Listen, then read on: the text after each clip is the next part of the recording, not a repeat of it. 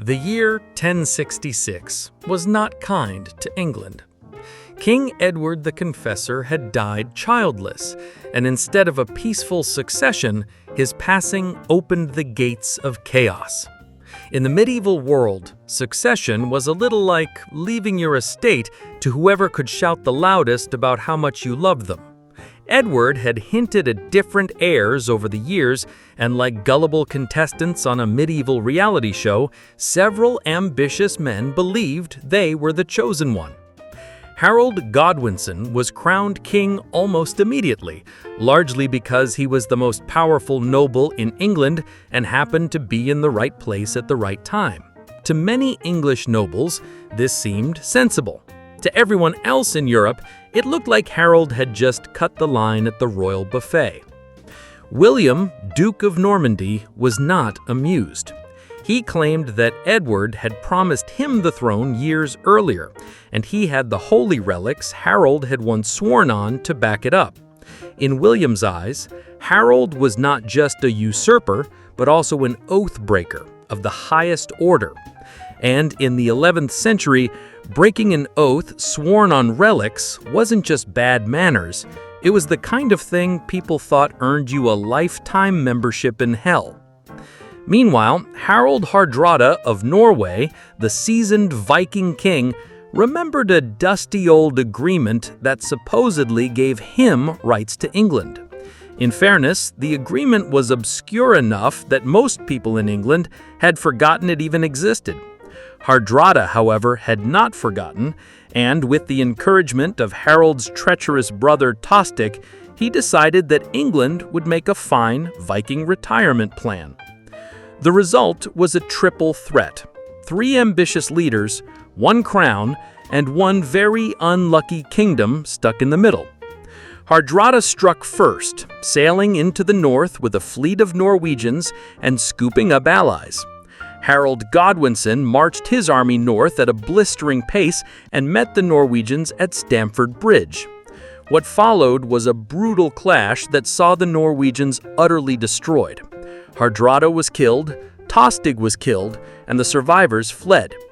Harold's army, bloodied but victorious, congratulated themselves on saving England.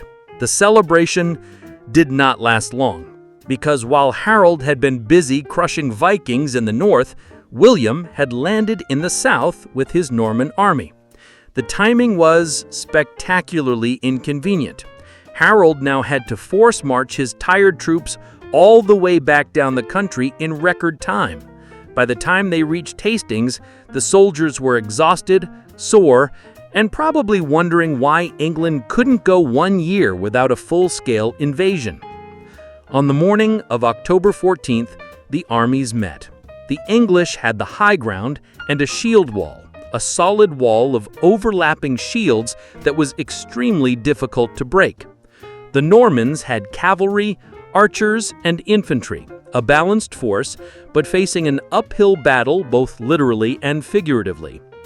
The battle began with Norman archers sending volleys at the English. The arrows did little against the shield wall, and the Norman cavalry charged up the hill. The English line held firm. The cavalry tried again. Still no luck. Another charge. Still nothing. By this point, the Norman army was looking less like a terrifying war machine and more like a medieval slapstick routine, charging uphill only to be bounced back down again like bowling pins hitting a wall. Frustration set in. Then came the ruse. The Normans feigned a retreat, turning and running downhill in apparent panic. Parts of the English army, seeing what looked like victory, broke formation to chase them. It was exactly what the Normans wanted. Mid-flight, the cavalry wheeled around, regrouped, and plowed back into the disorganized English soldiers. The once solid wall had gaps, and gaps on a medieval battlefield were invitations to disaster. The trick worked again and again. Each time, more of the English lines unraveled. The shield wall that had held so stubbornly now buckled under the relentless pressure. At some point in the melee, King Harold himself fell. Some chroniclers later claimed an arrow pierced his eye, a story immortalized in the Bayeux Tapestry. Others insisted he was cut down by Norman swords.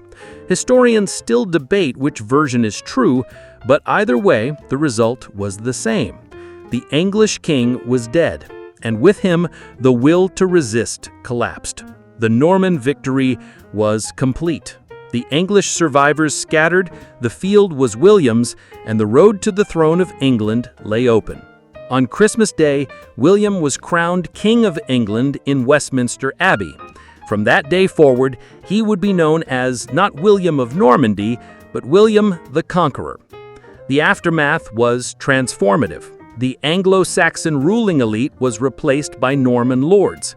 The English language itself absorbed waves of Norman French, reshaping into the hybrid tongue we know today. Stone castles sprouted across the countryside like medieval Wi-Fi routers of domination, ensuring that rebellion could be crushed quickly. England had been conquered, its culture rewritten, and its destiny altered forever. All of this, the battles, the betrayals, the shifting of an entire kingdom's future, because Edward the Confessor failed to leave behind one simple thing: a clear heir. Medieval politics was brutal, but medieval estate planning was apparently even worse.